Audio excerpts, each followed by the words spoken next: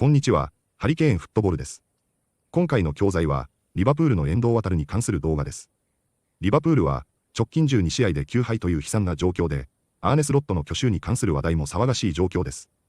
ブラッドレッドのチャンネルでは、プレミアリーグ第13節のウエストハム戦のプレビュー動画でにて、希望的なスタメンを挙げていますが、3人中2人は遠藤航を起用したいと話しています。フォーメーションを変更したり、選手を入れ替えたりすることで、大きな変更が望まれているのは間違いないですが、実際にどのように話しているのか、チェックしてみましょ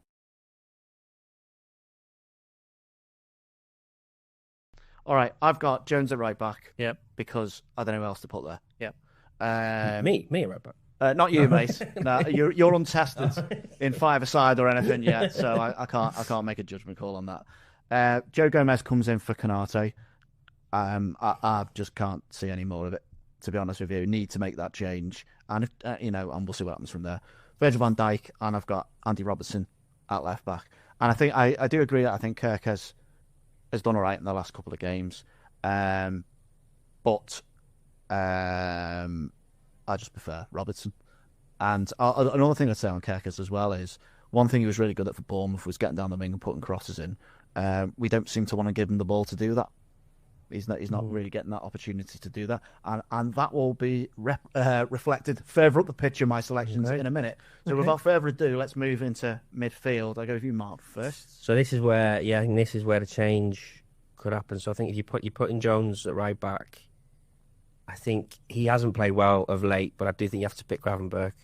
McAllister's the one I think I'd drop out, and I think I'd unleash Endo for this one. I think I'd just say to him, go and sit in front of the back four.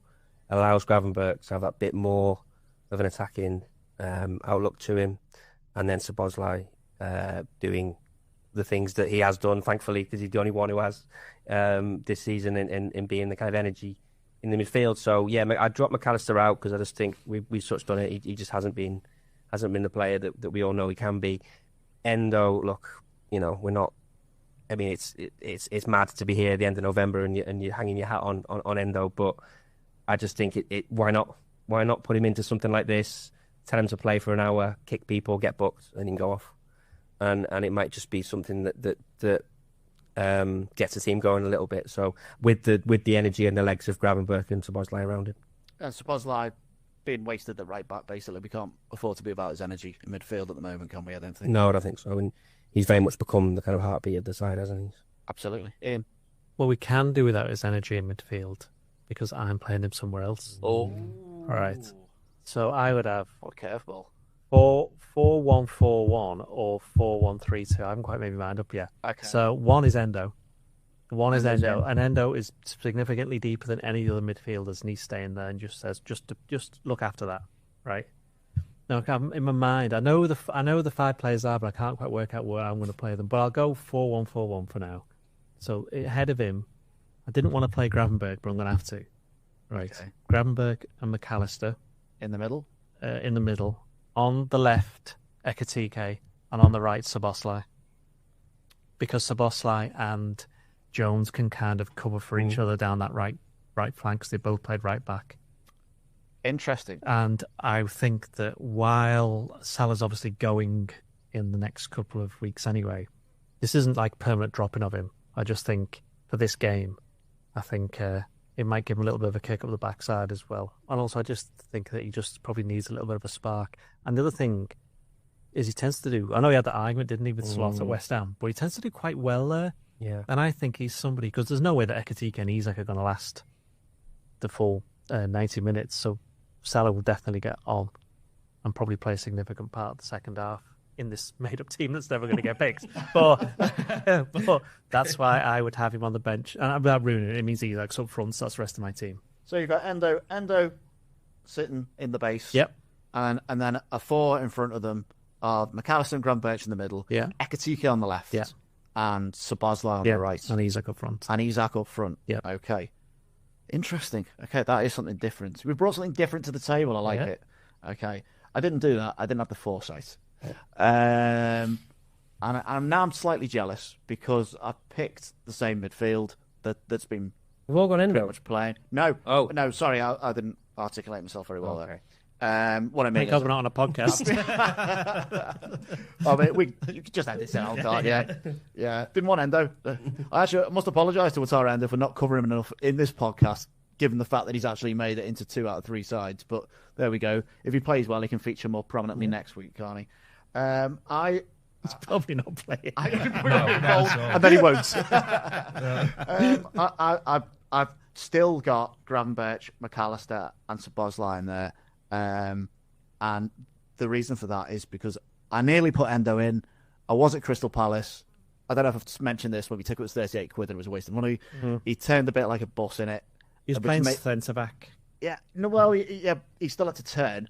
He looked rusty. Yeah, but he would do, wouldn't he? Yeah, I just wasn't. He's got to get the rust off him some point. Yeah. So why not now? Why not in Greenwich? Yes, yeah. He can have a mean time. Well, he's not in my team. I mean, see, you nearly missed that. That was good. He was, yeah, thanks. It's not even in Greenwich anymore. It's nowhere near Greenwich. What are you talking about? I used to live in Greenwich for 14 years. Honestly, know your London. Educate me on where... it is Stratford. Stratford, East End. Greenwich is southeast. Is it actually east, though? Is that east? Is that it? I've been to Dagenham. Now that's east is east. Yeah, but that's not London. It is, isn't it? Is that London? Dagenham's just a different place, isn't it? No, it's London. No, it is London. Yeah, isn't it? Is it? I'll tell you what, if there's any Cockneys watching this, or Southerners, I'm trying very hard. Apologise that we're probably going to be... I'm trying very hard not to do my Cockney impression, which just involves me doing a lot of swear words. So can we just move on, please? So we'll just impersonate. We'll leave it at that. I've got Gravenberch. McAllister has somehow survived. I think the only reason he survived this was because I didn't want to make too many changes, and I felt like I was starting to make too many. And which I was going to say reeked of desperation, but we are actually in pretty desperate measures here. I've got Gravenberch, McAllister, Szoboszlai in front of them, and then my front three is Salah. I have actually written Isak because I wasn't sure on Ekitike's fitness. I think he'd be okay. If he's okay, I'd probably stick with Ekitike, being honest, because he looks the... well, I say he's the more in form. He hasn't scored for weeks, but he's certainly moving better than Isak is at the moment. And if I can't have Wataru Endo in for rustiness, then Isak should probably wait on the bench for his opportunity. So I've got Salah, I'll go back to Ekitike, and Rio Ngamoa on the left-hand side. I've got a little bit bored of Gakpo's safe approach, which teams seem to be reading quite easily. He's had Kerkez coming up and not really using him at all. The irony is he's not in this team either, but that's more to the point of I want to see Ngamoa actually running at players and attacking them. I think Liverpool have been too pedestrianised in the way that they've been play. Not pedestrian. Pedestrianised? They've not been laid with tarmac. Or like that horrible road in New Brighton where they put all the orange bits on recently.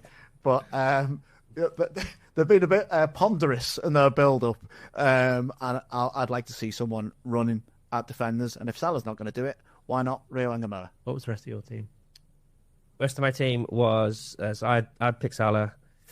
Part of me would like Ekitike to come off the bench if he's not 100% and he can finish the game. So I'm gonna give Isak a go. Okay. And I'm Gakpo because Robertson's there, and they've got a good link up. Gakpo should have scored in each of the last 3 games. He missed the header against PSV. He missed a header against... No, that's Man United. Sorry, that was months ago. He did miss the headers, yeah, he did. Yeah, but he didn't have a chance against Forest, did he? Well, he had a couple of blocks, didn't he, in the first half? He could have easily scored then. And he, against Man City, missed one at the far post, didn't he? Yeah. So, come on. I think Ngamoa scored all of them. Would he really?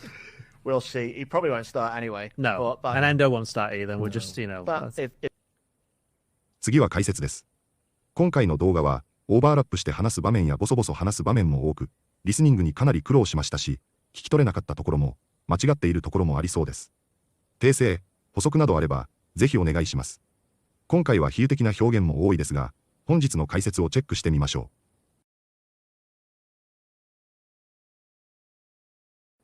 う。And I think I'd unleash Endo for this one. アンリーシュは、リードを外すという意味から派生して、抑えていた感情や力を解き放つというイメージで使われる動詞です。日常会話よりも、ニュースやビジネス、映画などでよく見られるやや強めの表現です。怒りや情熱、想像力、影響力など、内に秘めたものを一気に発動させる感じがあります。例えば、怒りを爆発させるは、アンリーシュ・ワンズ・アンガー。想像力を解き放つは、アンリーシュ・クリエイティビティです。抽象的なものに対して使うのがポイントで、トイックやビジネス英語にもよく出てくる重要語です。And I think I'd unleash Endo for this one. And I think I'd unleash Endo for this one. And you're hanging your hat on Endo. ハング・ワンズ・ハット・オンは、直訳すると帽子を引っ掛けるですが、比喩的に何かに頼る、根拠にする、期待をかけるという意味で使われます。特に論理や希望、戦略の土台にするような時によく使います。あの人はあの戦術にかけているや、その主張は一つの仮説に基づいているなどのニュアンスに最適です。日常会話よりもビジネスやニュース、評論などで見かけやすく、危うい希望や頼りなさを暗示することも多い表現です。信頼の置きどころを示すときに使える便利なフレーズです。And you're hanging your hat on Endo. And you're hanging your hat on Endo. I think it might give him a little bit of a kick up the backside as well.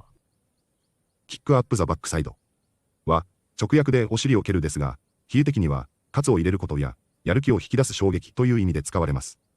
イギリス英語でよく使われ、やや砕けた表現ですが、上司が部下にやる気を出させたいときや、スポーツ選手に喝を入れるような場面でぴったりの言い回しです。アメリカではキックインザバットや、キックインザパンツも同じ意味で使われます。落ち込んでいる人やサボっている人に、ガツンと刺激を与える表現として覚えておきましょI think it might give him a little bit of a kick up the backside as well. I think it might give him a little bit of a kick up the backside as well. And which I was going to say reeked of desperation. う。リークは、悪臭を放つという文字通りの意味に加えて、雰囲気がにじみ出るや、あからさまに何かが感じられるという比喩的な意味でもよく使われます。特に、リークオブの形で使われ、何かの匂いが強くする、や、なんなんっぽさがすごいと訳されます。例えば、絶望感が漂うや、不誠実さがにじみ出るといった感覚を表現するのに非常に便利な動詞です。少し文学的な語感もありますが、ネイティブの日常英語にもよく登場します。And which I was going to say reeked of desperation. And which I was going to say reeked of desperation. I think Liverpool have been too pedestrianised. ペデストリアナイズドは、都市計画や交通規制の話題でよく使われる表現です。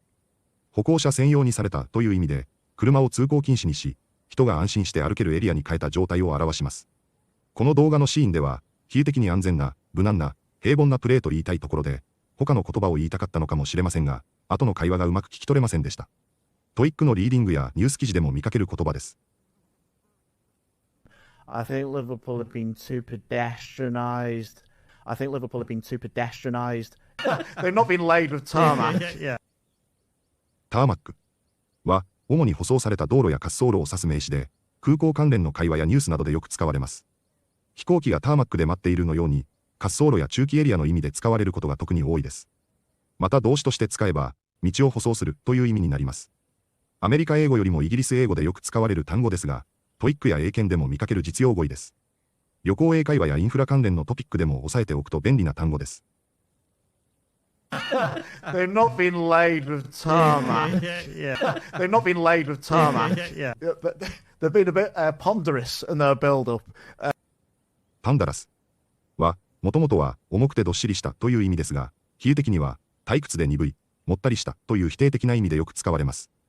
例えば、話し方や文章、映画、スピーチなどがテンポが遅くて面白くない時によく使われます。ネガティブな印象を与える単語なので、軽快やリズミカルとは真逆の語感を持ちます。難しい単語ですが、英字新聞やトーフル、アイエルツでは品質なので、上級者は覚えておくと読解力がアップします。Yeah, but they've been a bit ponderous in their build-up. Yeah, but they've been a bit ponderous in their build-up.